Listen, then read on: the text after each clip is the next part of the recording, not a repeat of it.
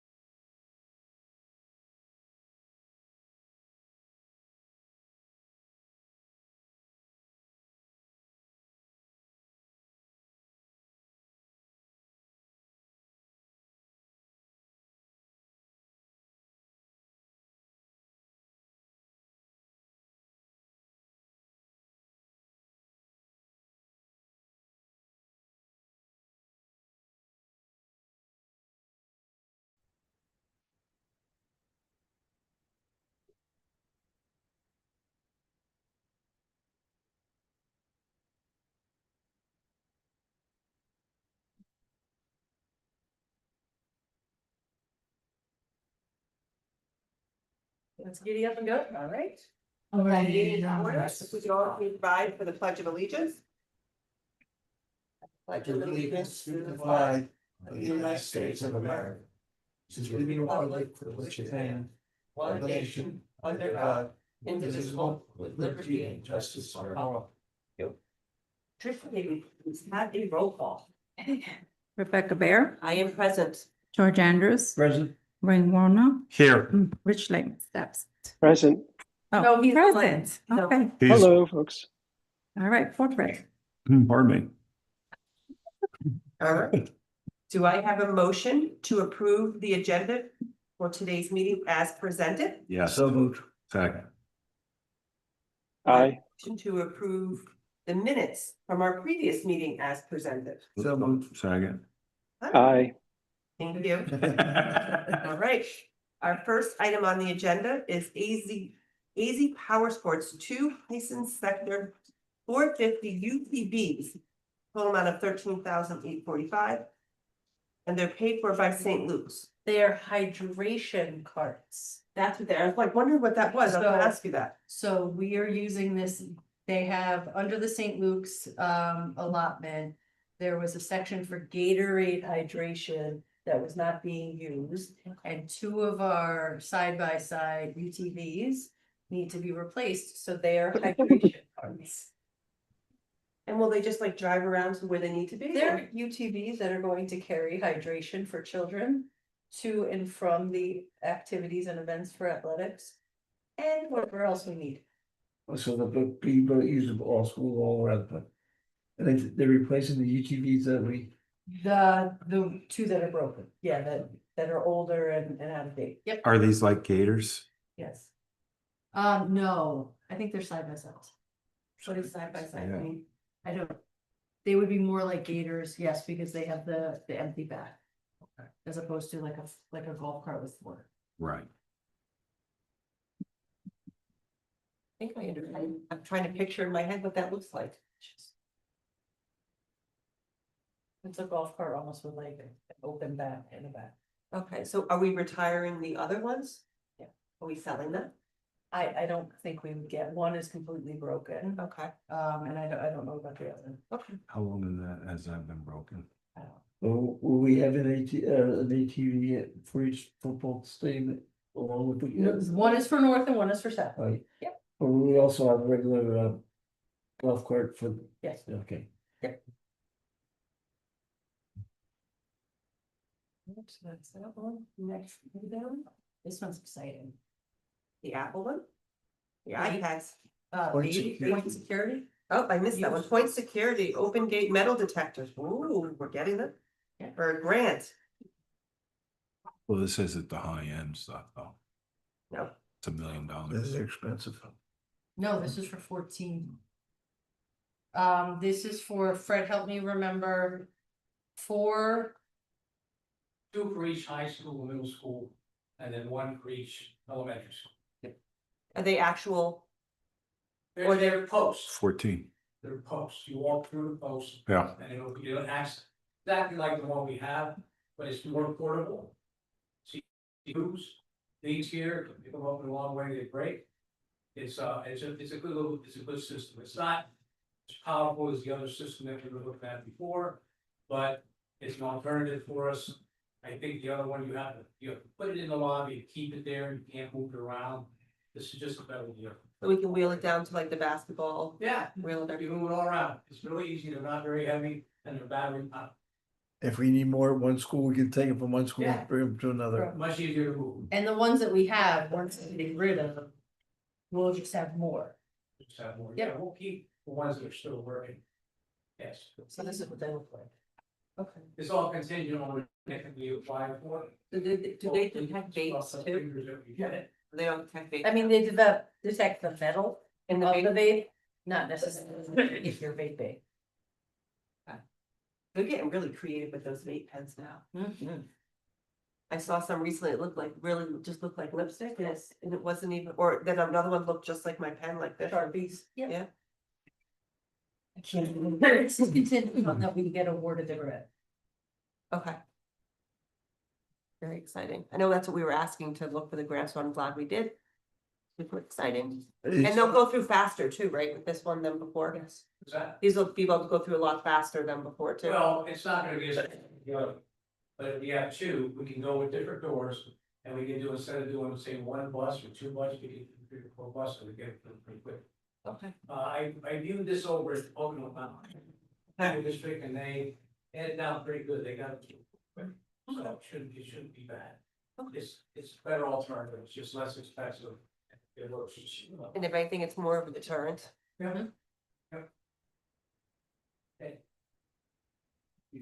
So I guess this coincides with that. 14 Apple iPads to use with the metal detectors.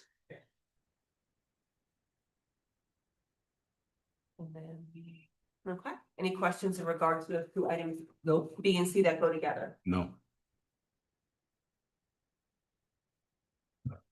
And then I would say before we get to D, let's have them do their presentation. Yeah, that would be good, yeah, because we can't make any recommendations until we hear it. Go for it. You're up. Well, good evening, everyone. My name is Jim Marabelli. Joe Caputo. We're here with School of Business Consultants. Excited to come chat with you. We were asked to take, have a second set of eyes on your budget, current and future. And we, over the last month and a half or so, we have taken a deep dive. And want to just kind of walk you through tonight what we're going to talk about. First, we want to talk about our process. What have we been doing so far to date? Want to give you kind of a financial overview so you can tell what the landscape is, perhaps from a a 10,000 foot but independent view, so that you can kind of level set. Want to talk about salaries and benefits. We do want to also touch on the newer teacher contract, which was ratified, and that impact. Also want to talk about the PDE 363, which is the charter school tuition calculation. We had a pretty significant finding there. Current year 24-25 forecast, where we think we'll end up, and the 25-26 budget, any adjustments we see fit to recommend. And then we also have some recommendations overall to provide. So that's kind of our agenda for tonight. Do you want to start? Sure. So our discovery process, we've met with district administration, met all your business office team, we're in deep conversations with them. We had some discussions with consultants, specifically your health insurance trust, Conrad Siegel. We met with them last week. We talked to your financial advisors. We reviewed all documentation, your collective bargaining agreements, your bond documents, your AFRs, your financials, your budgets. We've been looking at that data. We've looked at current and historical accounting data in the CSIU system and utilizing Forecast 5 a little bit. And we did a detailed review of expenditures and revenues, which we will talk about. Okay, so quick, I guess an overview of where you are. And we hear you in having concerns about perhaps the accuracy of your budget. And one of our key tenets is helping boards make informed decisions. Okay. So we have two graphs here. This one's called a revenue performance update. The data source here is PDE AFR data and PDE budget data. So we didn't make anything up here. We just extracted this right from the Department of Education. Okay. Now, this stacks what you budgeted each year versus how you actually turned out. And on the revenue side, you can see there's a pretty distinct trend where revenues exceed the budget each year. Okay. So, some years a little bit more than others. You can see 2021, that's very clearly COVID related funding. So that would be excusable. We usually don't like to see more than maybe a 2% variance, even a 1% variance. We do like to see boards budget conservatively on the revenue side. But certainly when you see some of these larger variances along the way and revenue far exceeding expectation by a couple of $1 million, certainly that's good for building a fund balance. But when you're really trying to get answers to where the budget actually lies, it doesn't help with confidence. Okay. And you can see there's a long history here of over 10 years of detail. Actually 10 years exactly of detail on the revenue side. Now, a little more pronounced here in some years on the expense side of things, okay? Particularly the one that jumps out recently to me is the 2023 year, okay? A little over 5% under budget on the expense side. Now, certainly good news, you stayed within your budget, but when you're making decisions on taxes or making investments in technology or classrooms or building projects, you probably would have liked to known that there was that 5% available to you. So these are years, sometimes they're just anomalies, sometimes there are windfalls, sometimes they're just savings, sometimes there are things that don't pan out in the budget as you planned. But certainly 5% would be a little bit of an outlier that we don't like to see there. 2024 was pretty tight. You came in within 1% of budget. That's pretty good. Okay. So we see some accuracy there, but we see some correlation with concerns versus this historical data here that were presented. Next up, wanted to just talk a little bit about your assessed value trends. Probably not a secret to anyone here, but on the left side of this graph, we have Monroe County. This was again extracted right from county records from the state website. And we're using Forecast 5 comparative analytics, which you subscribe to extract this data. None of it is ours. We're just providing this third party. You can see 2020, you had a reassessment, so the values kind of shot up, but that doesn't mean that your tax revenue also shot up. The problem with the reassessment, and I don't think this is a secret to anyone, the orange section there, those are commercial properties. You can see how that quickly shrunk through assessment appeals after the reassessment. So that hurt pretty significantly on your real estate tax collections over time. On the Pike side, virtually no activity. It's been stagnant for a little over a decade. The orange, the purple, the green and the blue, can you just, so I can, there's no chart below. Okay, so the primary ones you're looking at are the, I guess, light purple or pink. That would be residential properties that are taxable. And the orange are commercial properties. Okay. And those commercial properties in orange are the ones that got reassessed perhaps higher than, you know, they should have been, and then successful tax appeals were filed and the values went down in a pretty material way, as you can see. Next, just taking a look at the millage rates over time. And again, the millage got reset here, but essentially the millage rates remain the same as they were roughly a decade ago. Okay. Revenue trend. Now, we're sort of stacking in the blue is local revenue. You'll note that our local revenue was $100 million in 2015, and it is $100 million in 2026. We have not grown our local revenue at all locally. Okay. That means we're relying on the state and federal government to cover any increases that we have in our budget. So quite handily, you can see the green section more than doubled with the COVID funds, the stimulus funds, and the state in recent years has been coming through with a few levels up. Next year, we expect $5 million to come in for the tax equity supplement. State's the orange, right? Yeah. Yes. Yep, and green will be federal. Yes. So that's your funding breakdown over time. The last two columns is the 2025 projected. Okay, so that's your budget minus adjustments that we made as we see them. And then the 2026 budget as we see it as well. So you can see that actually the revenue goes down year over year by a slight margin. Now, taking a look at spending per student, this is a metric you can take a look at very quickly and compare yourself to any district of any size across the Commonwealth or in your intermediate unit. And that's what we did here. So we take a look at East Stroudsburg in the blue, and you can see that you spend $25,671 per student. That's in 2024. So in 2025, after our cost structure increased, you can expect that we will have outpaced everyone else in the state as well. So you will see perhaps a larger gap between those lines in 25.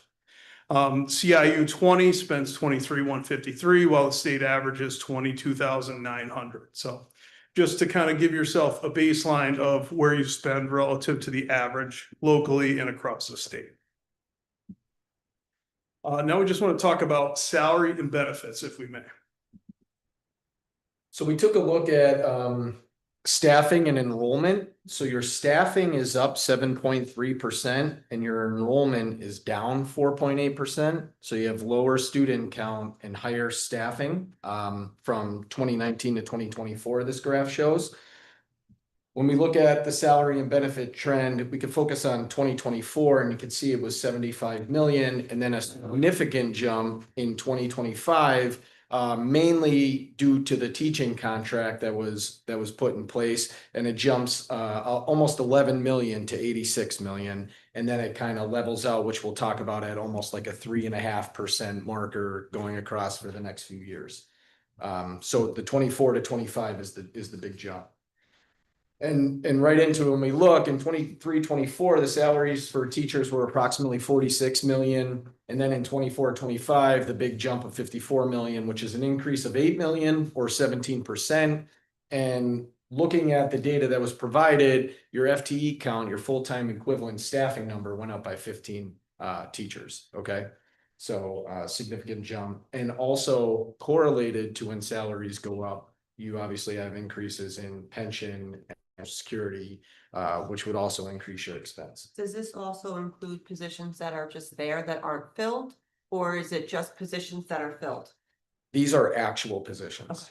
Okay. I don't know of any professional staff position that's not filled. The only reason why I ask that is I see a lot of postings for special education teachers. I see postings for this coming through the HR. No, so that's why I asked that question. Right, I don't know of any professional staff vacancy that is not filled with a person. We have some support staff. If you see those coming through, it could be LTSs. Because of leaves or retirements and or resignations, and we're filling those positions. Okay, so they will be filled even, so any position that's being posted will be filled and it's That's the tabulated in there. correct. Yep. So we also took a look at the teacher contract, and there's two ways to look at it, right? So there's two raises, right? There's a regular raise as you go from year to year, but there's also steps. So you go from step 1 to step 2. So when we looked at that inclusive, and we have this broken out for your whole contract term, but this is a screenshot of 25-26, you have an average of 5.06% step raise inclusive. And you also, I just made a note that you also reduced your matrix from 16 steps to 12 steps. So you can achieve the top in 4 years faster than you normally would. But we do have that broken out across all the years. You want to talk about that? Sure. One of the conversations we had, or I guess multiple conversations we've had, has been centered around health insurance and how we budget for it in the current year and how we will budget for it next year. And this slide is kind of a snippet from the trust. This is directly from the Health Insurance Trust.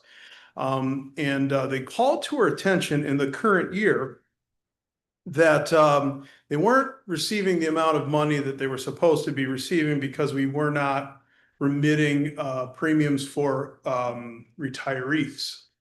Okay, so discovered that error. We spoke with the trust, and lo and behold, it was about a $1.6 million payment we had to make. We agreed to pay it. It appears we budgeted for it, so we had to remit that because they're part of our obviously part of our population. But the reason why it became urgent is because when the trust reached out to us, they told us we only have 3.6 months of cash available for claims to be paid when their minimum threshold is 4 months. So we have fallen below the threshold for self-funding per the trust guidelines. So they expected us to make that payment timely, and the staff here took care of it very quickly. And I believe the payment has already been taken care of. Behind for a long time, or was it just this school year? It looked like it was just this school year. So I would say East Stroudsburg's not alone in what's happening in healthcare right now. It's kind of a catastrophic year for you, and I don't use that term lightly, but I believe your projected spend is $27 million this year. We had 22 million in the budget. Okay, now you have to add on the premium payments that staff contribute toward it, so that's another 1.5 million or so. So 23.5 is what we really had in the budget. So a little short, but you're not alone in these challenges. The particular area that almost, I think every single one of our schools that we work with, specialty drugs is absolutely out of control and like going through the roof everywhere we go. We're seeing 20% increases, all kinds of crazy numbers in health insurance. So this is not unique to East Stroudsburg. When it comes to this, like the healthcare insurance, do our healthcare providers that we use the trust, for example, let's say they take Humira, right? The pharmaceutical company that administers Humira has those plans where you can pay $5 a prescription, they offset some of the costs. Do we encourage, or does the healthcare trust and our healthcare providers encourage employees to enroll in these type of plans that offset cost? So we didn't get that far in the conversation. What we're finding is that the rate of change in the industry is usually faster than your plan can keep up. So they take advantage, they being the middlemen in the pharma industry, take advantage of the rules that exist to get way out ahead of it before changes come.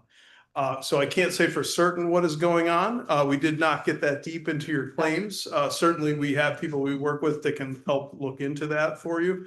And you know, we have a few schools that we're working with to try to do some unique things to catch up to where these I farms. also say that because I take specialty drugs myself. I have Crohn's disease, so my doctor's always like, go get those riders that help you pay less. So that's why I'm asking if our healthcare trust and our health insurance, United Healthcare, is encouraging our employees to do that, or are we just paying out? That's why I asked that question.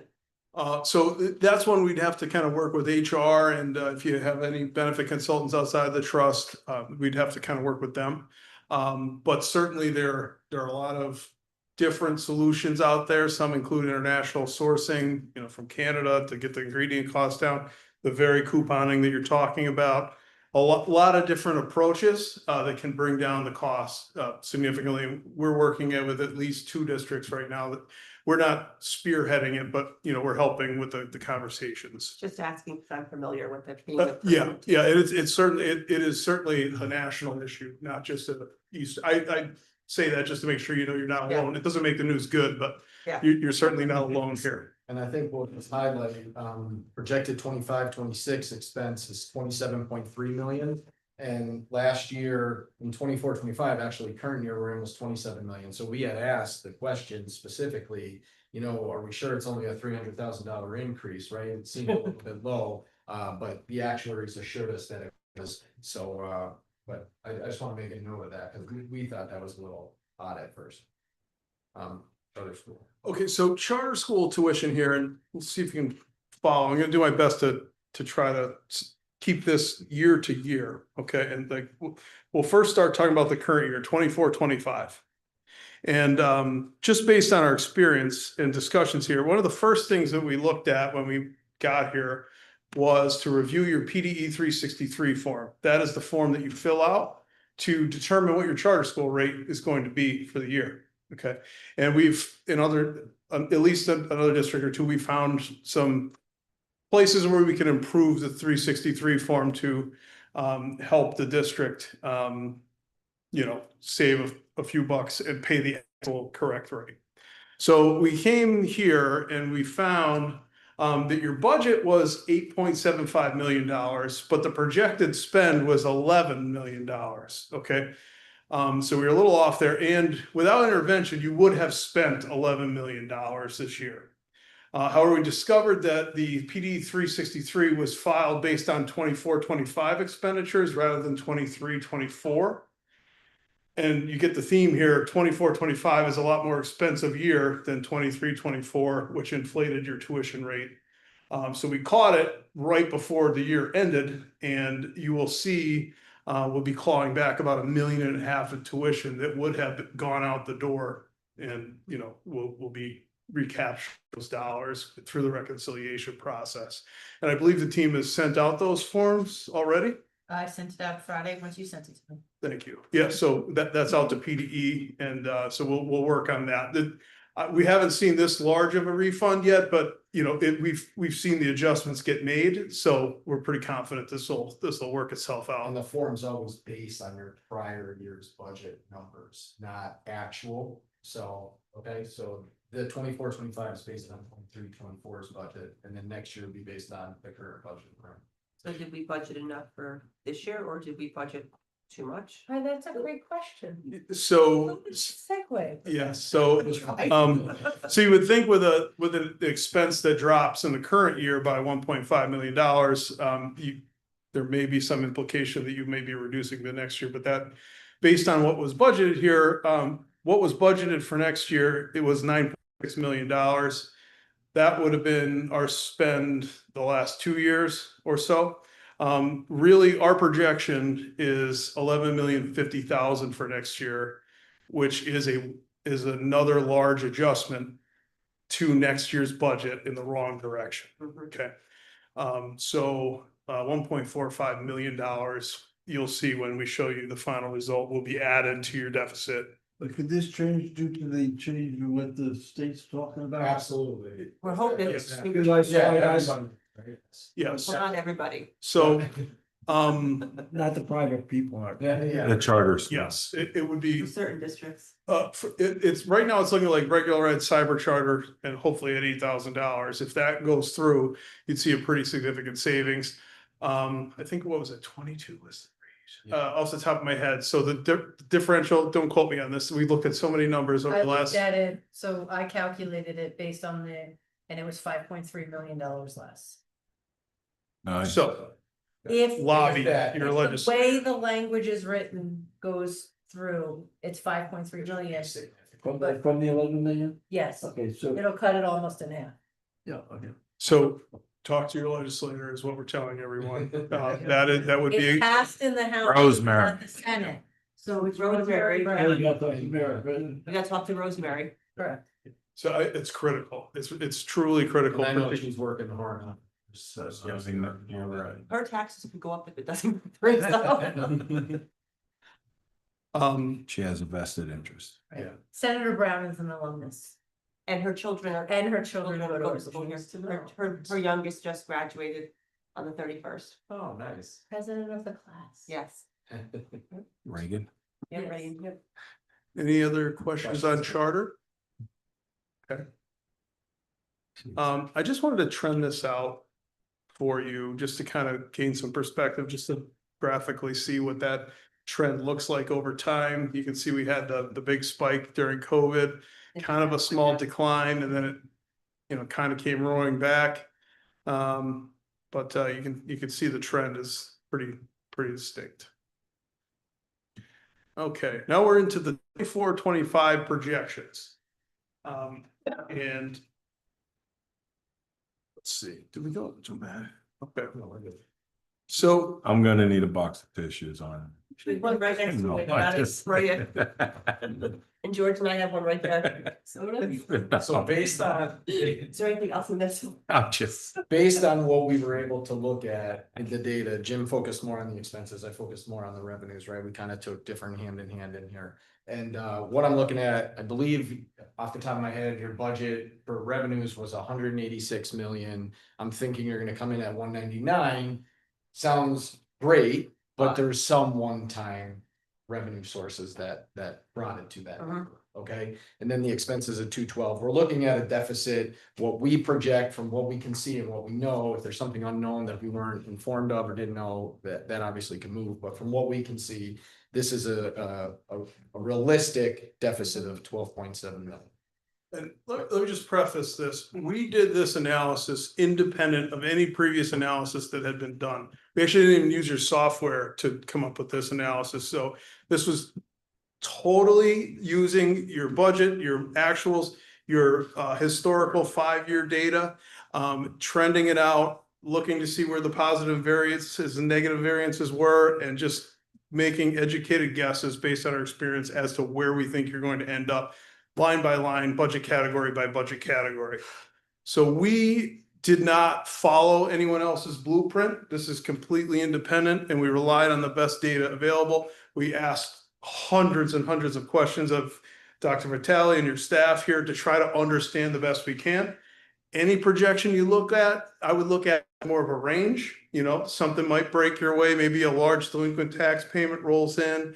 Maybe, but things could also go poorly. Maybe a roof leaks in the next 2 weeks and you have $1 million repair. So take it for what it's worth, right? We tried to trend it out.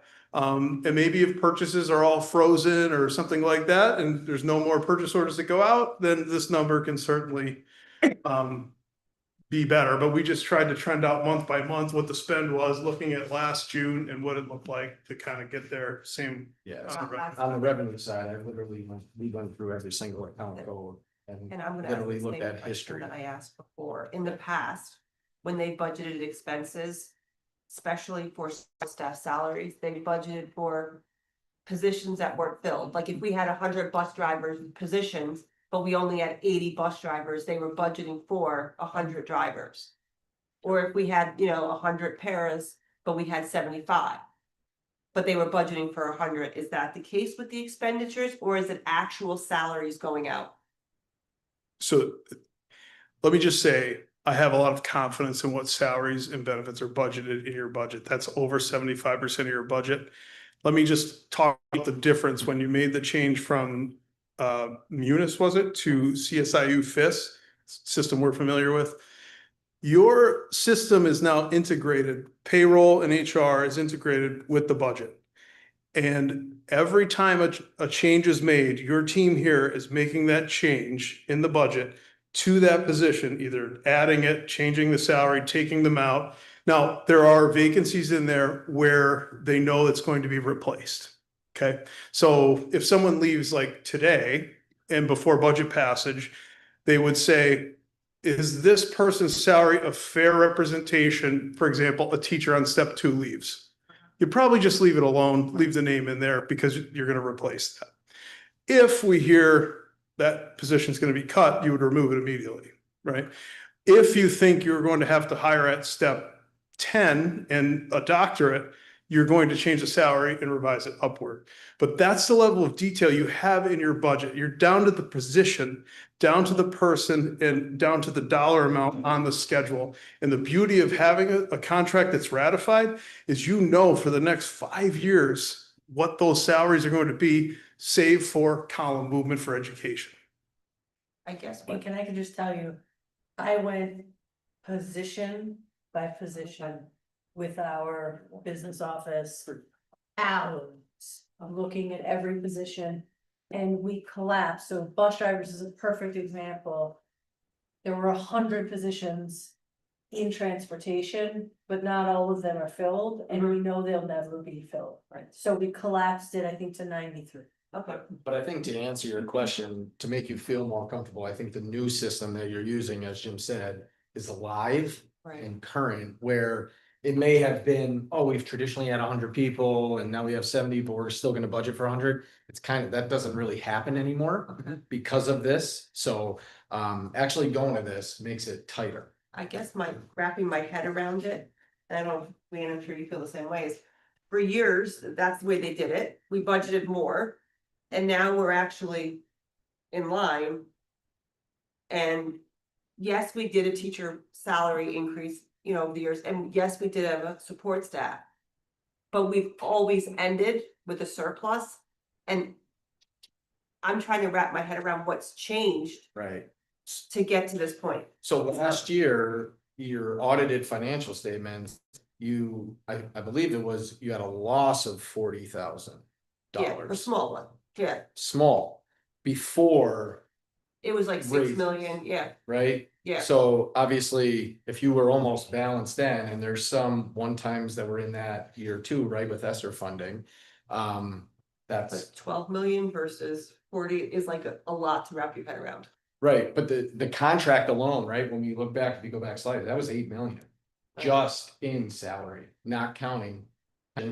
Social security, right, so all that adds in, okay? And you're gonna see as we, right, and no new revenue, obviously. Right, So there's only one side of the equation moving upward. In fact, your revenue actually moved down by about 1 million. So when you have all that upward pressure and nothing on the other side to support it, it's very, to me, it's very easy to see how we arrive at that number from basically break even to you know, a 8-figure deficit. right.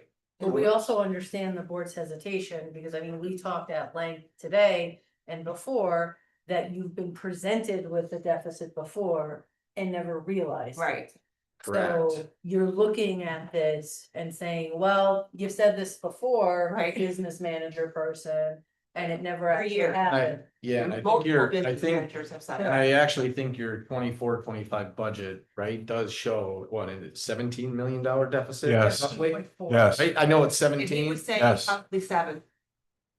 right, yes. We have a few comments on that as well, but as we probably. as we get go through here, We- on the underlying assumptions of a forecast through forecast 5 basin, we'll talk about that. So in a we're second. starting to eat into our savings is what you're saying. Very much so. You would be. Of course. Yes. So, And we'll get into it. It'll be a little bit more detailed. I'll probably answer more questions as we go. What budget areas are we at a budget? Is it because of charter schools? Is it special So- education increases? How about we just move just a couple more slides? That might. I'm jumping ahead. Gotcha. No, it's fine, but I think if we get into that and then. I do want to get in that. Yeah. I'm patient. So it's coming. We all are. Yeah, this was high level, we'll talk a little bit more of the detail, right? So we also looked at 24-25, right? Here's some one-time revenue and expenses that we talked about. So your ESSER funding. You took in 5.1 million in revenue, you expensed 4.8 almost. That's a wash. Also on the bottom, you had a note for busing, right? You took out a note to buy 40 buses, 5.9 million comes in, 5.7 million goes out, okay? You had a one-time revenue source this year of $5.2 million and rental and sinking fund. What that means is when you make your bond payments through state reimbursement and plan con process, there is funding that comes back to you when you apply. This 5.2 million represents years of not filing for that timely and doing it now and bringing it in. So it's now in this year, we're receiving it, 24. but in 24-25, right? But moving forward, that number only is gonna be budgeted at 1.4 million, right? So What it should be. yes. Which is what we have in the budget and what is there, but we just received a one-time lump sum because it was a catch-up from years back. Hence why that deficit won't be as big is because of, It actually, if you look at this, it actually would have been bigger, right, yeah. right? So said I guess in the current year, so just a couple of variances off the top of my head because our spreadsheet is behind this presentation, okay? But a couple of the variances we saw, some positive ones. So like salaries overall we're projecting to come in like 600,000 under budget. Now, remember, we're starting at a larger budget than we're telling you about, or budget deficit than we're telling you about. So salaries and benefits, 600,000 sounds like a lot, but in an 80-some million dollar payroll, that's pretty accurate, right? We were down in the details. I was talking to Maggie about like $40,000 overtime variances this morning, and like that's pretty good. Like you guys you're on it in the current year in salaries, and then related benefits as well, meaning PSERS and FICA, right? So those are on board.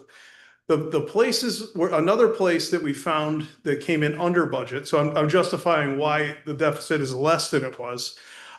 There was $1.3 million budgeted in the current year for payments on the bus note. We don't pay that until next year. It must have been just the timing of when the deal closed. So that'll be a $1.3 million positive variance. Okay. The negative variance, the biggest one was really the charter school. And we also saw there was a special ed tuition negative variance for $1 million, roughly. So these things kind of offset each other throughout. Now, we can get a little more detailed notes to you, but you can see where the deficit really didn't get eliminated just by a couple, those two items that I noticed were under budget, right? So there's a push and a pull there. And I'm just speaking off the top of my head, the 7-figure numbers that I recall seeing. We're gonna look at 25-26 budget too. So when we look at recommended changes from what you were provided at prelim, and going into final, what we're looking at revising, real estate transfer tax, based on trend, I'm looking at, we should up that about 354,000, 250,000 in interest, admissions, small portion, 7,500, and then transportation, what we're receiving this year is 3,365,000 for 24-25. And typically, it's always a good idea to budget what you receive in the current year. Moving forward, there's gonna probably be some increase, but if you at least bring it up to that level, you're always just a year back, which is pretty much what most schools would do. One of the big numbers here, section 1305 and section 1306, even in the 24-25 school year, okay? So that is, it's almost tuition for orphan students that are court placed or have no home and they get issued. Okay, so you get funding for them.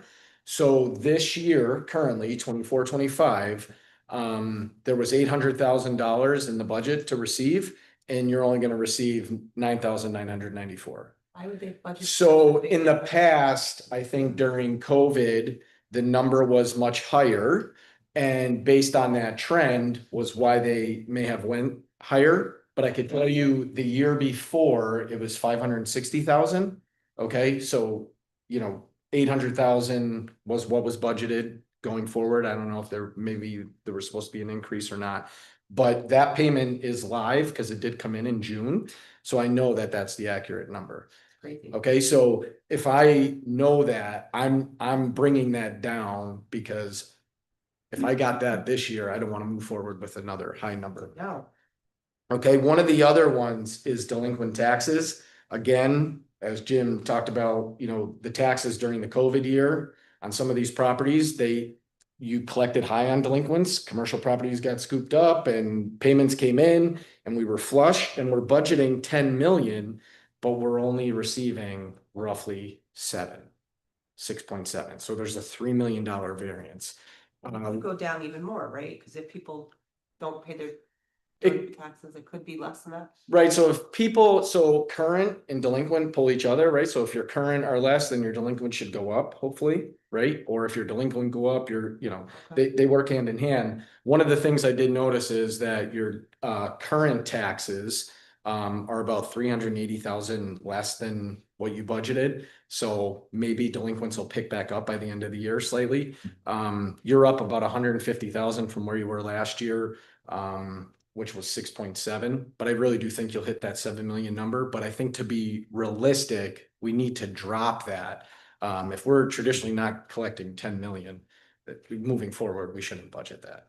So these revenue reductions, again, go the opposite way, which is what we talked about, which is why this deficit is growing larger. Okay, so this is to the tune of almost 2.9 million. I'll take this one.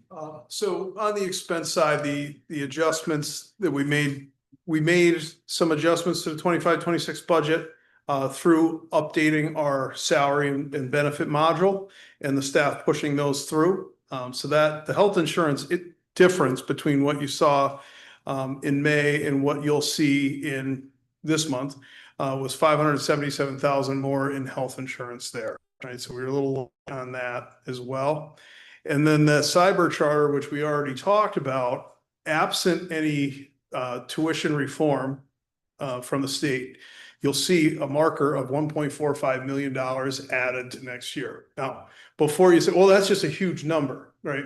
So since we already submitted the tuition calculation for 24-25, I had an easy marker to actually calculate out based on your current enrollment what next year's tuition spend will be. And that is the number that it came out to. So we're pretty confident, absent any tuition reform, that will be realized unless you claw back some students into your own programs. Which is obviously the goal, but I don't want to include it in the budget. Right. Because if we're not successful with it, Right. so I would rather be ahead on this and budget the worst case scenario, and then we earn 100 students back. Our goal here is to take an honest, objective, independent look at this and report our findings to you so that you're informed and can have a little, perhaps, we can demonstrate to you through our numbers where we really think you'll be next year. And I apologize for bringing more bad news than good here, but we do see this as a very realistic picture for the district. So here's what the overall, after everything you just 25, 26, we're looking at $185.6 million in revenue versus $214 million in expenditures for a deficit of $28.3 million with those few adjustments that we talked about. And beyond what we talked about, we have made no adjustments to the budget. Questions? Well, let's go to the recommendations. Okay, the recommendation. Okay. Or do you have questions? Nope. Did they Sure. answer them? Yep. And when I looked at the revenue, just so you know, before I even brought your budget side by side, like when I literally looked at history, right? So I didn't even look at what was there. I wanted to take, when we took a full independent approach, I didn't look at what you budgeted because I didn't want to know. And that's how I did it. And that's what I came up with. And that's why when I looked at each category, and when we look at each category, if I'm looking at historic and I'm saying that number is 6.77 million, and then I look and I say, oh, it's budgeted at 10. Why? Right? That's what triggers that. So I took that whole approach from just looking at history. So when you were doing the budget, Mhm. and you were looking at the revenues and you were looking at the expenditures, did they change a lot over the years? Or did they like did we They- decrease things? They Like, did, and it's tough because both sides changed because of COVID, right? ESSER funding fluctuated like those stuff. Right. But outside of that, the budget did fluctuate even on delinquent taxes, right? So if we were to take like an average maybe of 10 years, maybe it's closer to that 10 million because those spike years bring that up. But when you start looking back at the last three, what actually came in, that to me is more accurate than doing an average, right? So that's what I focused on. Okay, so there's just those differences. We didn't just look at average and total in history. Are the revenues fairly close to what we had in our original budget last month? Yeah, the only thing I did, if you go back, I moved it maybe 2.8 million the wrong way. These adjustments, these are the exact adjustments we're proposing. They're actually not made yet. They're not made. These are No, what. no, I'm just curious. 'Cause Yep. I know the the 214 is about a million more than what our expenditures were in this roughly. I just didn't remember what the revenues were. That's what Yeah, so your revenues currently are the same. We're just recommending that you lower them by 2.8 because we don't really believe that those numbers are gonna come true. If I could follow up on your question, when you asked, did the budgets stay the same? Largely, no. Like throughout the budget, when I'm talking about salary and benefits, we're seeing things tracking. The amazing amount of detail that this staff has in different supply and service line item. If you went through that, you'd have a lot of confidence, in my opinion. I don't want to speak for you, but there are some line items that had some discretionary, like that would require some analysis, charter school. Things like that nature that we just kind of saw that the revenue that Joe talked about, just kind of saw the budget remaining the same for 2 to 3 years. When if you take an analytical approach, as we did, and just don't have any predetermined expectations, you would see that, this number has to be much different than it is, and you would revise it. And that, it would be a little more gradual. It wouldn't be such sticker shock as what you're seeing here. And that's one of our recommendations you'll see is to look at least the previous 3 years of historical data to see where the trend is. That question, because since I've been on the board, we've always had either excess money or that small amount of deficit. And each year, we've had that panic mode. approve a $7 million deficit, and we're like, okay, we approve it, and then we come back and we're positive 6 million. So it's hard for me to wrap my head around that when that big swing has always happened and now it's not. So I'm trying to wrap my head around what's changed and how we budget, and what's changed in our expenditure. I know we gave raises for the first time in a good raise in the first time in a long time. Yes, utility costs have gone up. But that's a huge pendulum swing, and that's what I'm trying to wrap my head around. It is, and you know, there was one parcel, forgive me, the name of the, Exploria, that amounted to almost $1.5 million in tax revenue. Yeah. Right, down. Right, Right, there's so a that's couple a other ones big- too. and there's a Right. couple other ones that are pending. Yep. So, And but some that we started also, last year. also at the end of the day, Pam came in and talked to us, and the last 2 years, so they didn't pay the last 2 years, so I think they were reported delinquent, so you'll have probably 1.5 million, I think it almost equated to like 700,000 a year. That's still gonna come in. When it's gonna come in, I'm not sure, but if they were delinquent, that money should still be pushed to the district eventually. So that might bring that delinquent number up next year. But not enough to. Yeah, no. Right. So, do the and $21 million. usually, sometimes we see like here, so then when I took it a step further, usually you see if delinquents super conservative, so's real estate taxes, So we're right? not So, either way. yeah, so, correct. So like you were behind on delinquent and actually you would collected less in current. So it was kind of like if I saw 2 million increased in current and 3 million short, you're talking about $1 million net difference, not, yeah, it's the other way, right? So there's nothing to really like move both of them or anything. I just struggle to wrap my head around how it happened that quick in a year when it was never like that before. So maybe this helps, maybe it doesn't. Just anecdotal conversations. When we talk to your team about Munis versus CSIU, we know CSIU in and out. We don't know Munis, but what we hear is that didn't really have the best tracking tools for staffing, and it wasn't the most robust. And perhaps I'm editorializing. There wasn't, it didn't seem to lend itself to confidence and accuracy throughout all facets of the budget. Meaning here, we don't have any opportunity for error. We are taking the salary off the salary schedule exactly and transferring it electronically. Here, in the other system, which I've never seen, it sounds to me like a totally different budgeting process than we're undergoing. So I guess my question is, and I don't know if this is the right question, when we transferred from the old system to the new system, was the data transferred properly because of the big pendulum swing? Yes, It had, because it was audited. yeah, so yes, Just and. Yeah. And Well, what they're talking about necessarily isn't. So what they're trying to say is that for budgeting and forecasting, your budget, Mhm. it wasn't a good planning tool. Now we have CSIU is a better planning tool with accurate information, so they're able to dial it in a little bit. yeah, the salary module and the budgeting module talk.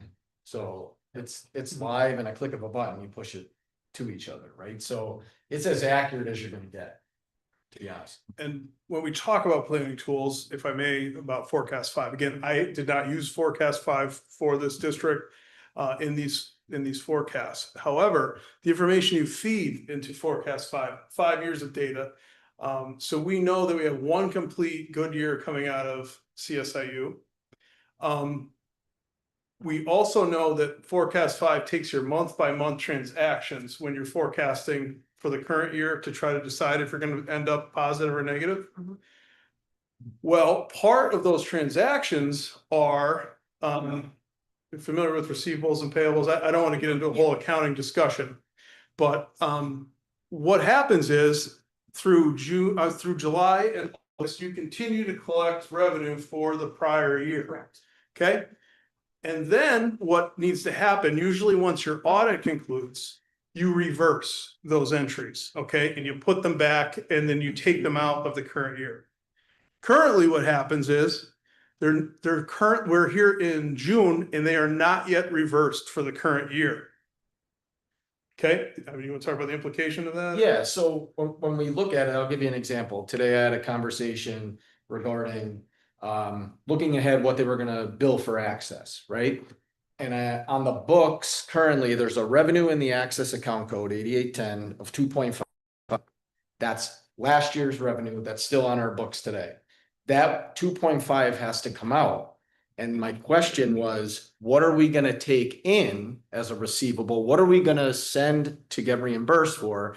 And it's 1.4. So I'm taking out 2.5, I'm adding 1.4. I just have a variance of 1.1 in my revenue. That's just one example. It's if you don't get those out of there, you're never looking at a live picture of your financial So position. that money should have been in 23, 24? It already is. It's in 2 And it's years, in right? 2 years right now. Oh, Double count. So when you brought it back, as Jim was saying, when you booked the receivable in June of 24, right? It was received at 24, 25, you have to take it out of there. We have yet to take it out. So we wait till June to take it out as opposed to taking out in July when the new year started, right? So when you look at a balance sheet, which is one of the first things that we do, when we look at federal receivables and state receivables, the question is, how do you have receivables when it's April or March when we started to look at it and we start diving in, nothing was reversed from the prior year. Okay, now you're gonna reverse all those and you're gonna record some, but the differences matter. So just in that example, that was one thing and it was $1 million. But if I booked 5 million in receivables last year and I reversed those and I only have 3 this year, your revenue is behind 2 million, but you've been looking at it the wrong way the entire year, right? So one thing that we would recommend is to, after your audit is over, that you reverse those specifically in July so that we have a live picture moving forward. was that done in the past or is it? Here, it has Or never been done or when you? never been done. We were told that was past practice to do it that way. We did not dig back to prior years to verify that, but we seem to be a common answer that it's past I hate practice that for years. phrase. Yeah. Best practice? I hate that. I phrase. hate it. Me too, that's why I'm asking that question. I'm like, did you do it that way before? If I remember correctly, my financial report for 23-24, we had a 2% increase in revenue and a 3% decrease in our expenses. That gave us a $8 million surplus. In what month? 23-24. In June? No, That the was financial, just- no, it was we just got it in, I don't know, January. Oh, yeah. Oh, so you're, okay.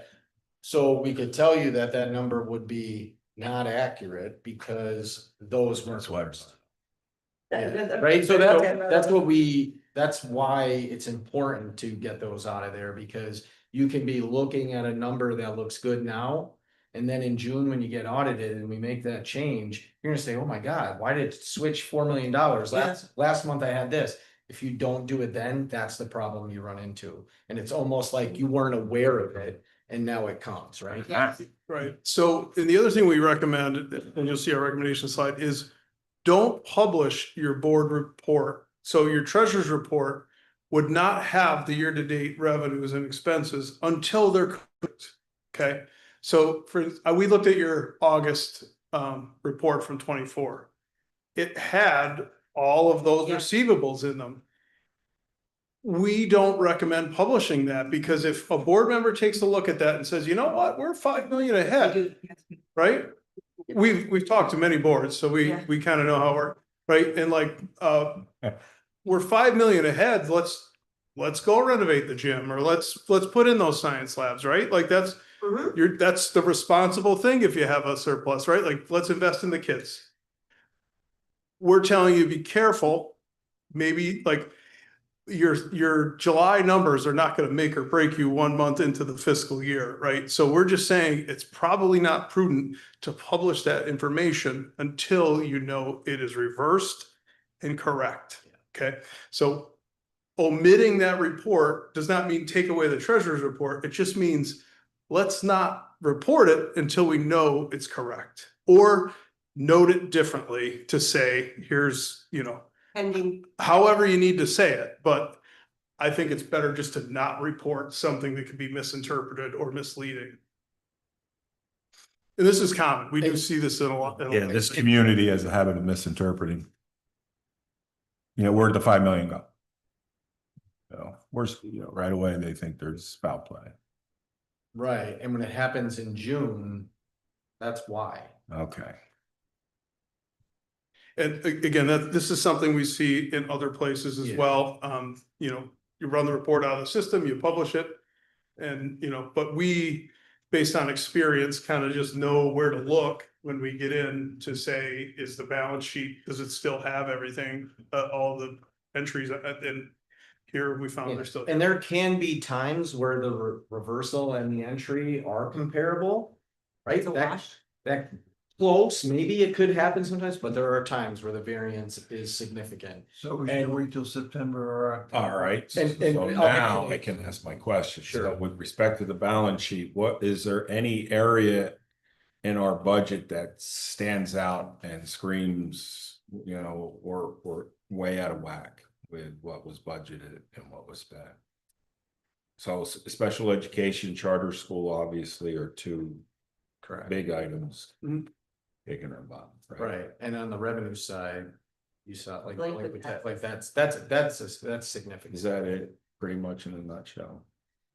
So if you're talking about trend, we can come back to you with some trend data, but as far as your budget versus actual or budget versus where we see it, we've called out the big numbers, as far, certainly special ed costs going up. But we were sort of looking at where are you trending according to budget rather than, we didn't bring to you, line by line detail to say where you're trending in department. Okay. If that's something, the committee would like to review, certainly. You we had could- said that access funds were significantly lower this year than what you had. They before. will be. They will be. Is it because care changed or we just haven't So reached out to their access, funds? you generate access funds, so it could be timing, right? So in years past, you pulled a little bit more, and now this year, because that's depleting as you're grabbing it, you're taking less. So that was one of the things, it's starting to deplete, so now they're using it for less staff or whatever the case may be, less special ed supplies. But I know it's $1 million different, and when I see that and we talk about these reversals, that was just one. Right? Like that's it. For instance, thank God it doesn't happen all the time, but ESSER funding, right? You guys got a significant Yes. chunk of ESSER funding. And if that were the case where there is 5 million of ESSER in revenue, if that was the case where that wasn't reversed because you no longer get it, that would be even a worse conversation, right? So when you have that practice and you don't do that, you're running into the risk of that happening, where you think you're in a better position, you're gonna make a financial decision, and then you're gonna not be able to fund it because later you're gonna find out you didn't have the cash you thought you had. Right? That's why it's important. So we are recommending that you change that practice and then you do reverse it. Actually, we were talking today that when the audit's over, I think we should go back for this year and reverse them at July 2nd, the ones that we're currently in, so that next year, because we are going to recommend you do that, now you have a year of comparable data rather than waiting for one more year to do it. Let's do it now and book it. Doesn't change the outcome, right? Let's make it accurate. So where do they get the budget when they budget for the revenues from access? How do they get that number? So they budget what they have an idea of what they're going to use their access funds prior. So most schools, if it's salaries or you've been using it for the same paras, you know who those paras are, you put them on a spreadsheet. In this case, you're using your budget module because you have that, you know what it is, and you say, okay, this totals 1.4 million. I know that's the expense I'm going to use. I'm budgeting 1.4 million in the revenue and a wash. But it wasn't a wash this year, so It what, won't be. so what did we do wrong? Like, what I did we I do? think what he's saying is year over year, the amount drawn down from Changes. access was reduced. The amount that you claimed out of your pot of medical access funds was about $1 million less this year than it was the prior. Right, so I guess I'm asking what changed to make it $1 million less? So the pot runs dry, right? So you might schools. There's a lot of schools that don't pull on that as much as they should, so that balance grows.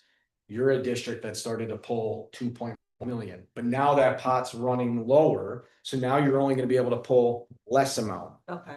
Okay, so that's what they're doing this year. They know it's starting to dwindle. They're gonna pull 1.5 instead of 2.5, what they're used to. And they were pulling in pretty rapidly. Correct. Everything was from access funds. For classroom furniture. Yes, I remember that. And I put a very quick stop to that, that our furniture is fine. And let's just not outfit classrooms with new furniture because. So, there are ways that you can capture more. I'm not, we didn't get into how efficiently you're claiming. Usually you bring in the medical claims processor and they can provide training. I don't even want to comment on how efficient the claiming is and if the special ed department's getting the signatures. We have an administrator that is an access coordinator. Oh, It is there you her go. full job. She works really closely with the IU to make sure that they have, she reads every IEP to Perfect. make sure that it's accurate and reports it. Perfect. So then you're probably It is maximizing that. Incredibly Yeah. thorough in what she does. Right. So we wouldn't even wade into those. Like, Okay. we're just talking about the balance in your pot versus what you've been drawing out. It was just an example because it actually came up today, right? And then when we had this as a recommendation, we're like, oh, here's a real life example. We just talked about it like literally at noon.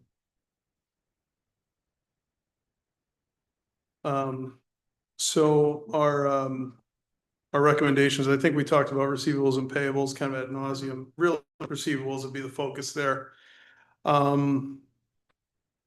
want to utilize the tools available in Forecast 5 data analytics, and that includes making the data more correct that goes into Forecast 5. Yeah, so that's what Jim was talking about later. So because it pulls month by month, right? If you don't make those reversals and it's looking at that data, it's gonna make a projection different.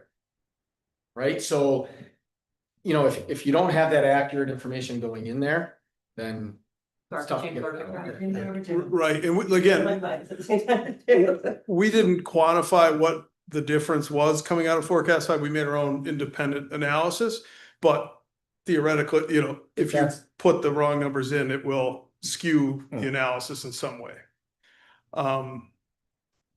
And also, we want to really focus on historical trends and current year-to-date information. We shouldn't have to wait until the next year's audit to be maybe 2 years behind to determine what the next budget cycle is. And I don't know if that's the case, but on some of the, different estimates we looked at, it seemed to have that kind of a lag to it. But we really do need to be focusing on where we are in those discretionary areas, because the rest of your budget is very much zero based. Like, it's built from the ground up, requisition by requisition, service by service, person by person, benefit by benefit, down to the penny.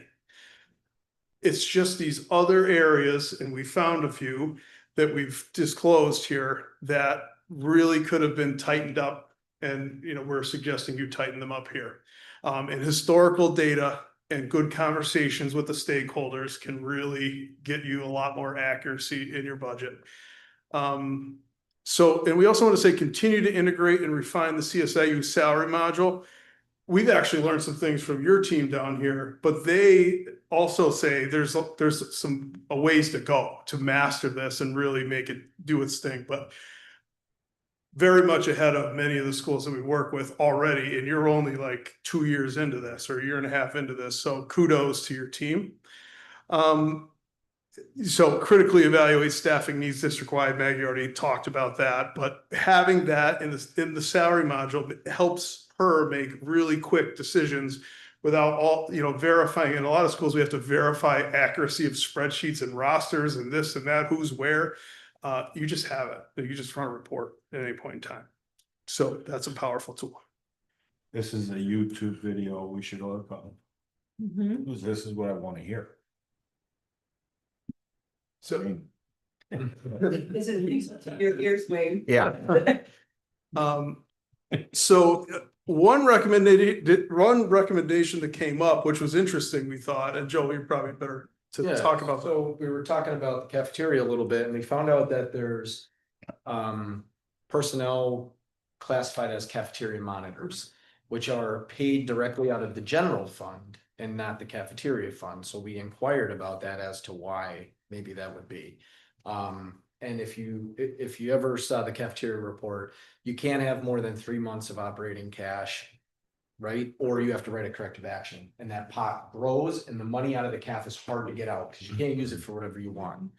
So if we were able to strategically use it to pay for these cafeteria monitors out of the cafeteria fund, actually taking expense away from your general fund, and why not do that? Because at the end of the day, if the CAF ever ran short, it has to be subsidized anyway. So the general fund would just kick in. So why not pay for cafeteria workers directly out of there like we would anybody else, right? So we just started to have that conversation today with the food service director. We actually met her today and we were talking a little bit about that. So just like a Is that a shifting. hard switch? It really isn't, no. No, it's a matter of changing them in the account code that they're budgeted in to fund fee, and then the system will automatically do it. And, and you can make that decision. It's better if you do it clean at, the beginning of this fiscal year would be great. You don't necessarily even have to budget this way, right? You can make that a budget management strategy throughout the year to reduce that deficit by $500,000 to $600,000. So that would be about the number we're talking about here. And I do think that's sustainable based on the amount we're bringing in annually, right? Yeah, we've always had a surplus in our cafeteria funds every year. Yeah, so I think you have a negative net position of 786,000 maybe. You had a positive surplus variance of like 986 though last year, 986,000. So even if we were to put that 500 or 600 there, it'd still be churning a surplus of 300,000. So Right. why not, right? As that 900 keeps growing, you're gonna have to be creative. How are you gonna get it out of there? Right? You only can use it for CAF, and after you've replaced 30-year-old equipment and you're up to date, there's nothing left, right? So just a different shift, that's all. And that would be something you just want to clear with the Department of Food and Nutrition to make sure that they meet the definition. And if we have to make an adjustment to terms and conditions before we do this, it'd be better if we just followed up just to make sure that they're good with it, but it's cafeteria expense. It absolutely is. Cooks and all that get paid through the cafeteria. They fund do. now. Yes. Okay, These are the CAF aides. like ones that put the table. Yeah. Yeah. So So it's still a cafeteria worker. So my question would be, if you didn't have a cafeteria at all, would these employees? Yeah. Right, then it's a cafeteria worker. That's kind of how we're gauging that. So, but we'd love to follow up with the Division of Food and Nutrition too, to make sure that, they understand why we would want to do that, but it classifies in our minds as a cafeteria employee. So, and I guess the last one really to us, we talk about this budget as a sense of finality, and really the only decision that we look at is your decision on taxes, is what this budget comes down to and how you want to approach that. So, having, heard this information, we stand by our analysis. We would encourage you to keep an open mind when you're making your decision on final taxes, as far as, at least recouping some of that lost revenue there. Certainly we are not cheerleaders for tax increases when we see things like this. It's kind of the pragmatic thing to do. But just at some point in time, we will have to find a source to fund the operation. And this is flashing some pretty significant warning signs to us. Correct. But we haven't addressed our reserve funds or anything at this point. So are the reserve funds accurate? Yes, Yes. yes, That's an audited number. Yeah. It was 58 million. 51. 51.2. Okay. Yeah, 51.2 million, and then just some quick math. If the $12.7 million deficit in the current year came to fruition, you would deduct that, and then if again 28.3, you can see how quickly this could come down.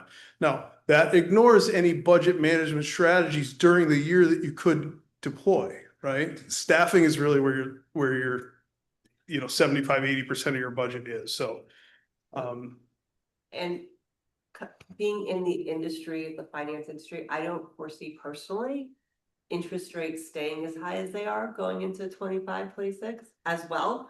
And when I look at the budget, we have a pretty high dollar amount attached to interest credits.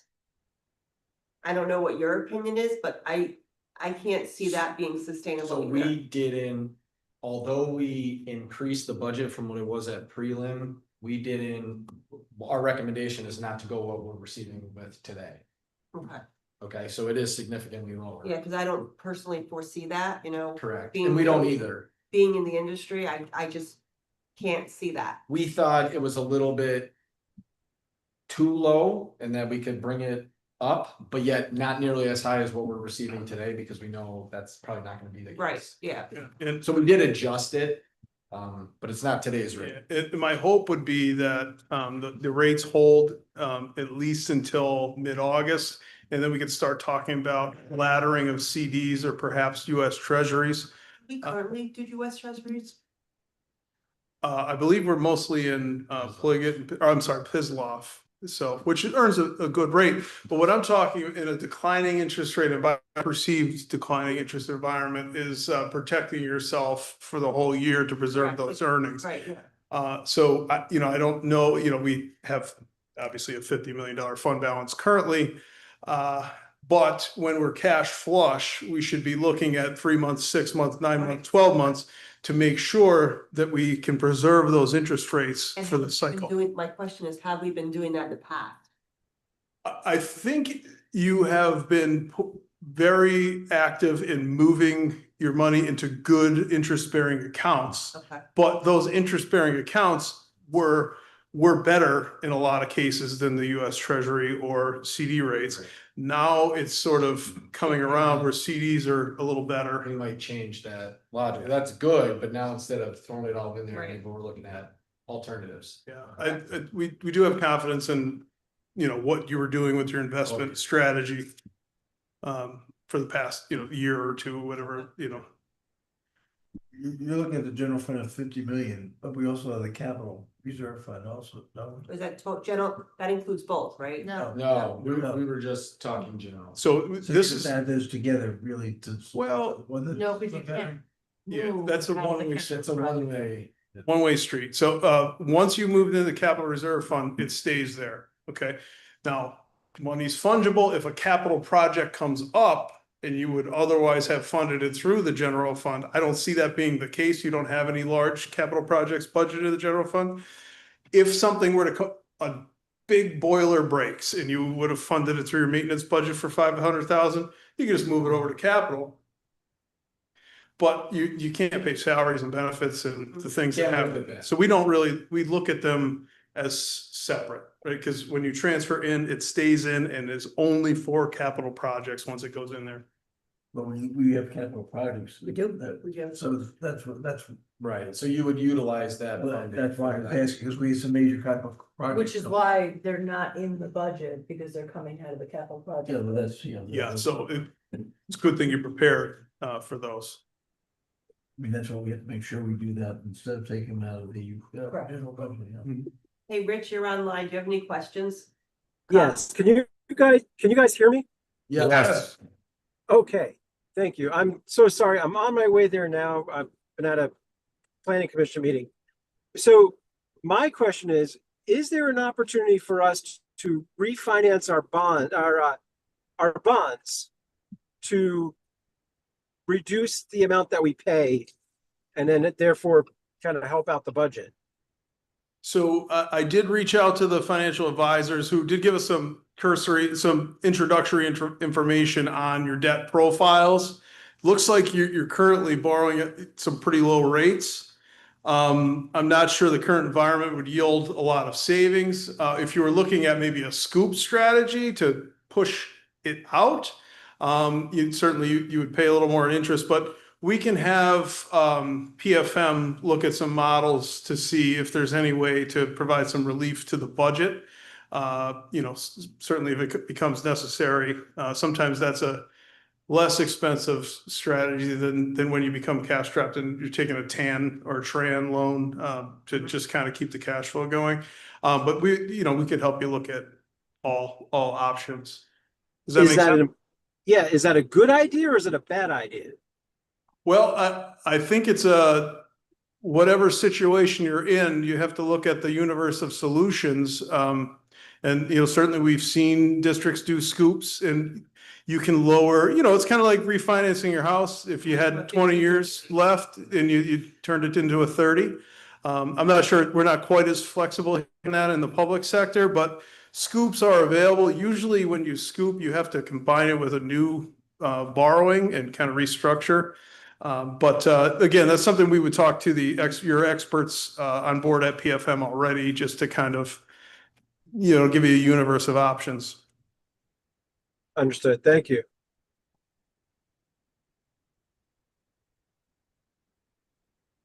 So I just want to remind the finance committee that the Act One index for this year is 5.6% that we could levy taxes, which would bring roughly, quick calculation, a little bit more than 4 million in additional revenue.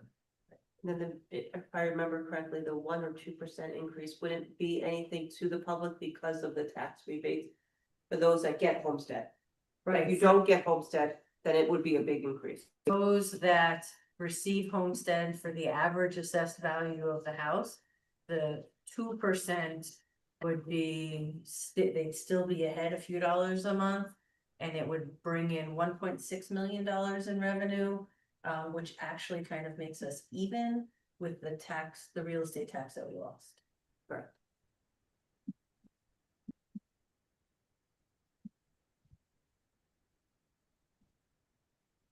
Okay, any questions for our two gentlemen? I want to say in a very short turnaround, they have looked at every aspect of our budget. I want to say kudos to our business office because they are thorough and they know what they're doing and they know their job and they know these numbers inside and out. So thank you for coming in. Thank you for helping us and giving us confident. We don't like the numbers you're giving us, but we are confident in I the. don't like presenting them either. Right, but we are confident in the numbers you are giving us. So truly, thank you. Any other questions, comments, concerns? Nope. George is like, just get away. I don't want to look at it anymore. Concerns, yes, but not. Right, nothing.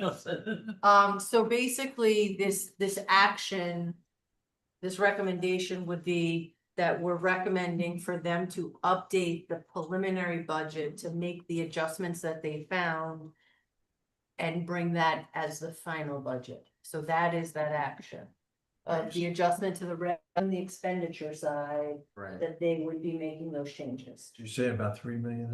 Yeah, on the revenue side, it was 2.8, yeah. Down. Yes. Yes.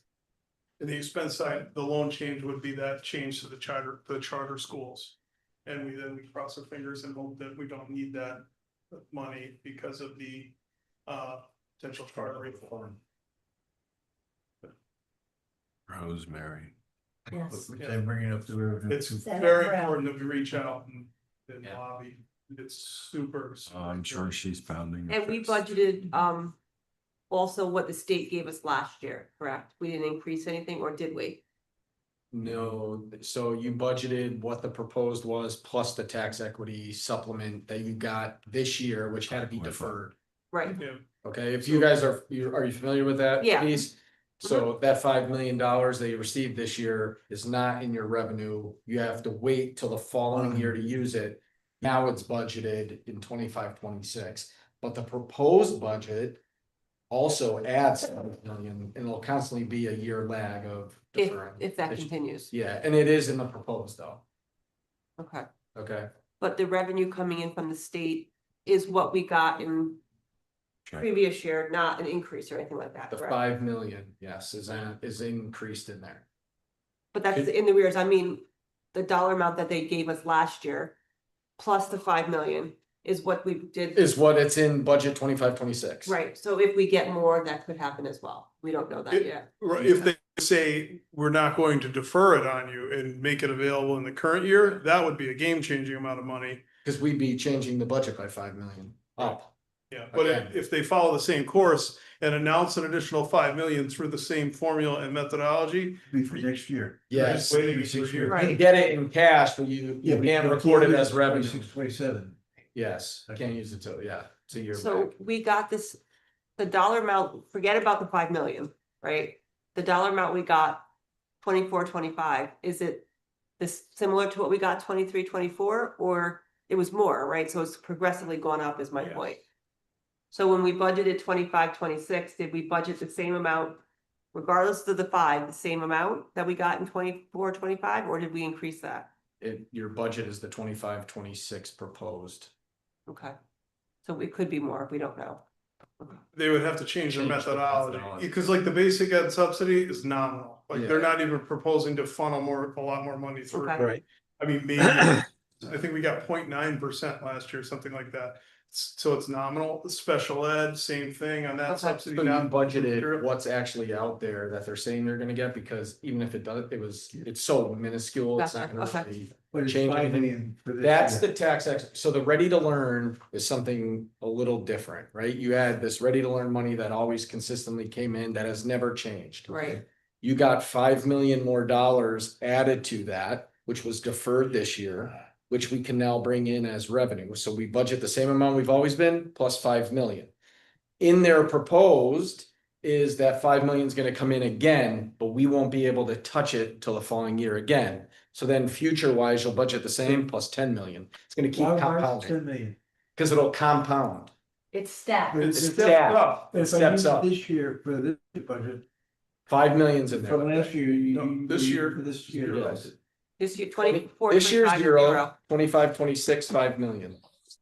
Right, because it was. So if I pushed out. was saying 5 million, Yep, 26, 27 would be 10 million I thought I was only getting 5 million every year. a year, but am I getting 5 million plus the 5 million? Yeah. Yes, Yes, it's stacked. stacks. So it's 5 million and then the next year you get 5 And then more. you get the 15. third year, it'd be 5 million plus 5 million plus 5 million. Yes, yes. As long as That's we the keep funding plan, the as long as. governor's proposals. Pardon? If it's. New regime. If it's. Yeah. That's the way it's supposed to be. And that should go for like 7, I think it was either 7 or 9 years. Correct. Okay, we're whistling. We're whistling?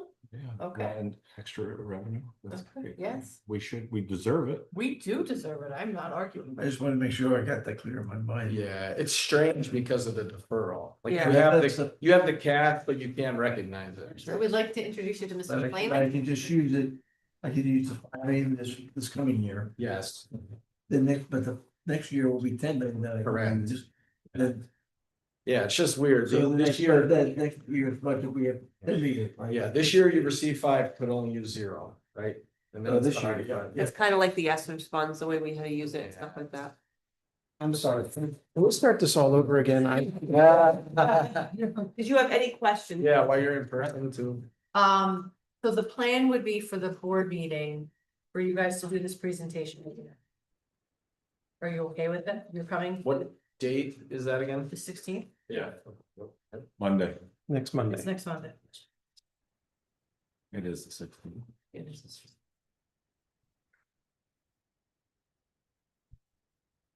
And we have the interviews tomorrow.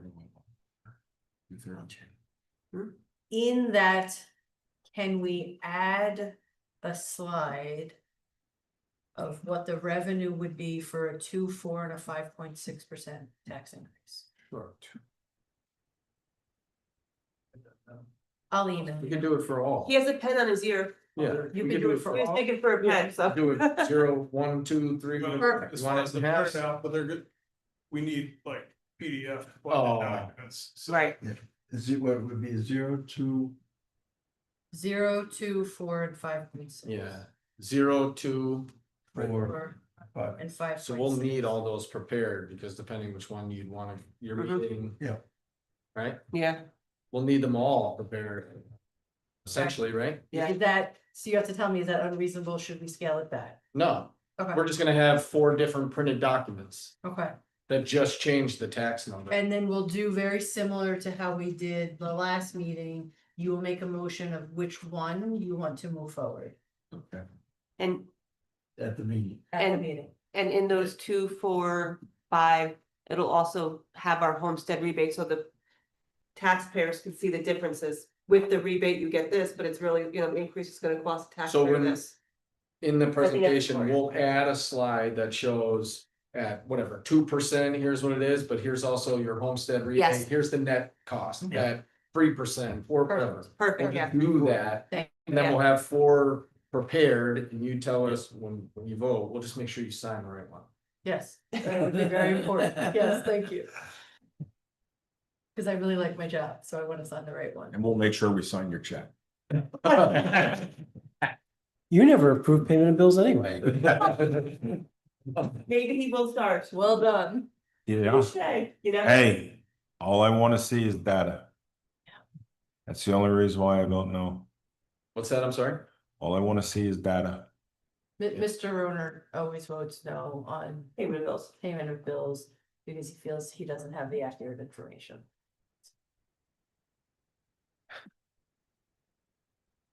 All right, anything else for our gentleman? No, thank you for a very thorough presentation. Unfortunately, it's not, you know, the numbers we wanted to see, but thank you for a very thorough presentation.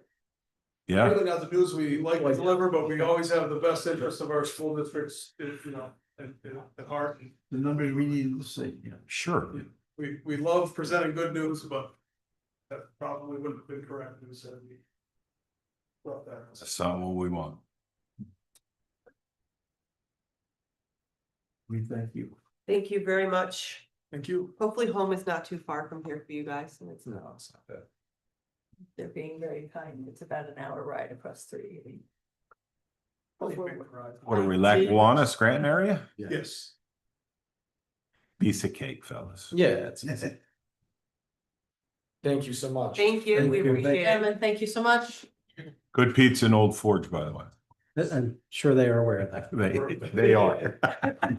Jim might be more aware. APA pizza review. And bocce, Thank you. Yeah. and bocce. I was told in Lackawanna County that it's Bochi. And I was like, and I was told I- specifically. I've been there That and if not you're- one person ever if you said call that. it Bocce, they'll know you're not from Jessup. And I said, okay, it's still Bocce. I like how Jessup has that, where they fold, you fold into the race with the, Waldo. Yeah, that's a big deal. you have to hang your flags outside your house for Correct. team your. Very, very. Have you ever seen that, Rich? No. It's a Jessup thing. They have races where they carry you on like. I don't know, what is it? It's St. Ubaldo. It comes out of Yeah. Italy of carrying the saints down the street. And they race. Okay. Very cool though. All right. So let's see. So we have some recommendations from the properties and facilities. And that is the boardroom audio and visual replacement system. They're replacing this, I guess. Yes, Is it? Awful. yes, Okay, just asking. yes, absolutely. Okay. All right, and the north site building, I'm happy to see that's being moved forward with. And we Capital have, Reserve, right? Yes. would this also, the boardroom audio visual system, out of capital reserves or no? For 101,000, It can, should it? My it question, doesn't need to. Where were we talking about? It's in the budget. It's in the budget. okay, It's 10,000, no, 100,000, no, it's 101,000. yeah, that's why I asked though. Then we have the JTL key phones from Intric One. But that's still, 1,000 seems a lot for this room, but. It's also the fire security and all that too, but. I looked at the bid. So. All right, Are you replacing the whole phone system? No. ATL. just Yeah, JTL, JTL. JTL has. Some phones that are not IP based, Right. and if there's an issue, they lose their whole phones. Okay. The phone price is fine. That's reasonable. and is the audio visual. Price look good to you, 101? I have no idea. I'm not an audiovisual guy. Me neither. High School North Auditorium Projector, Screen Applied Video Technology for 30,524.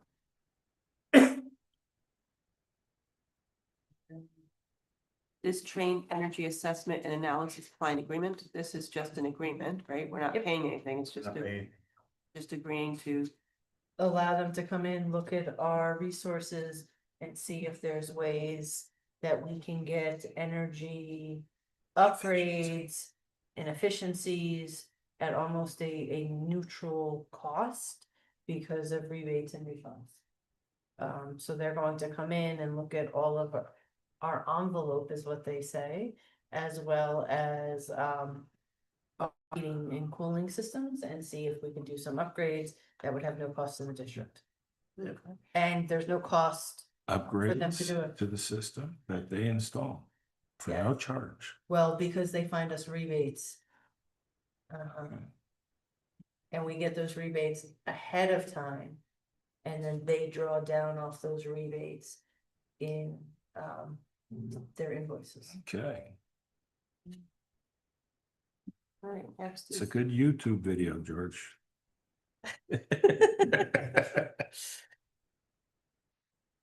so next up is our CHA invoices, the North Campus generator replacement.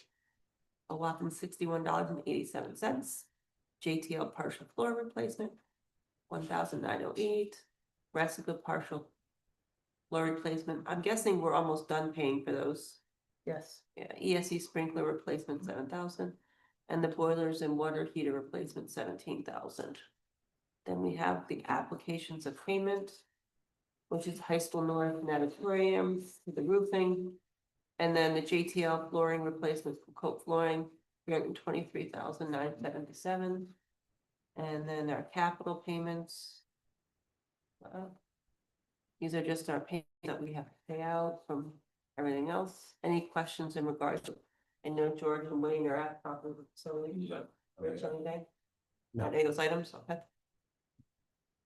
All right, for education programs and resources. We're purchasing the K-5 science program from HMH, the amount of $419,565.59. Approve the purchase of Carnegie Learning Products for the French program, which I'm happy to see we're buying language programs for German, French, and Spanish, because it's been quite some time since those have been upgraded. I think they were in the 90s. I believe they said that the textbooks could officially buy alcohol. Yeah. Or vote. Or vote. So yeah, so we have the French, German, and Spanish. So all three of those, 9 through 12. And also we're doing some math purchases for McGraw-Hill, consumer math, 14,767.70. And then our business classes, which are important too, because that's part of CDE's requirements, 23,285.90 to get us up to speed with that.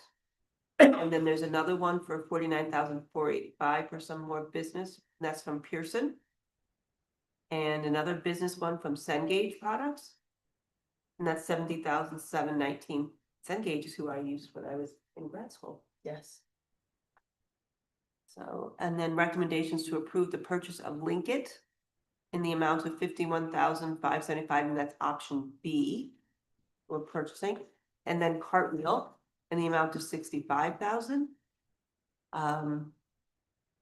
Purchase of the restorative practices K-12 professional development in the amount of 12,138, and that's package B, which is the middle one. And both of those are coming out of grant money. What? Grant Grants. CCCD. and to approve the 95% group materials in the amount of 21,483.80. Spending about $1 million on.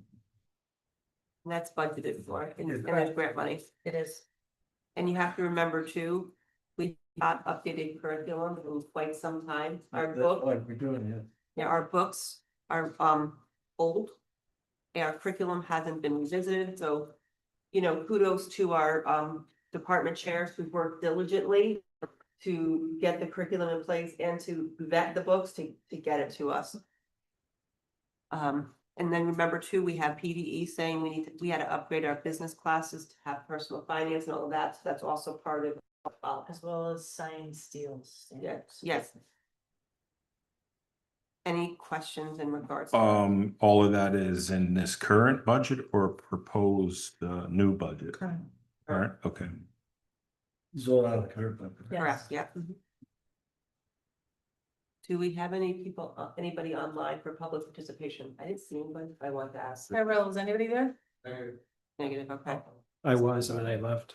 okay. Good thing. I like that you continue to be on the phone as you walked in. Just so you didn't miss a second. Couldn't miss a second. All right, so let's make our recommendations. We'll go back to the top of the agenda. We're gonna move forward. Let's go up. Easy. The power sports, which is being paid for by St. Luke's. Motion. So moved. Second. Aye. Aye. You want to do them all at once? or- Now pending grant. We'll move forward A and B and C, correct? Yes, But if the grant doesn't come through, then we'll revisit it. correct. Make sense? Yes. All right, so do I have a motion for that? So moved. Second. Favor? Aye. Okay, we're gonna make a recommendation for our school business consultants board. The budget adjustments they presented to come back and present those adjustments as well as proposed taxes at the next meeting. So moved. I don't know if we need a motion on that, do we? Move it forward, Okay. because we made some changes. We're Right, oh, okay. Yeah, we're looking for a motion so that they So can moved. update the. Or preliminary. second. Yeah, This is to bring up to the next board. yeah, because we need them to approve our preliminary changes that we made. Remember with the cyber charter increases as well as the tax revenue decreases and all of that. Right. That being said, let's scroll down to the recommendation. We're going to move forward A through H of the properties and facilities recommendations. Second. Aye. I, well, capital Yeah. plans, yeah. So A through I apologize. All in Aye. favor? Aye. And school, I love now. That's okay. Ellen's on this one. Okay, and then we have the recommendations from education and that's A through L. So moved. Second. Aye. And our next meeting is scheduled for Monday, July 14th. Will be Zoom and in person. So moved. All right. Yeah, Motion to adjourn? Sure. She asked, nobody said anything. Oh, I'm sorry, I didn't hear you. Yeah, aye. Motion. They just want to stay and look at our presentation. Motion. All in favor? Aye. All right, thank you.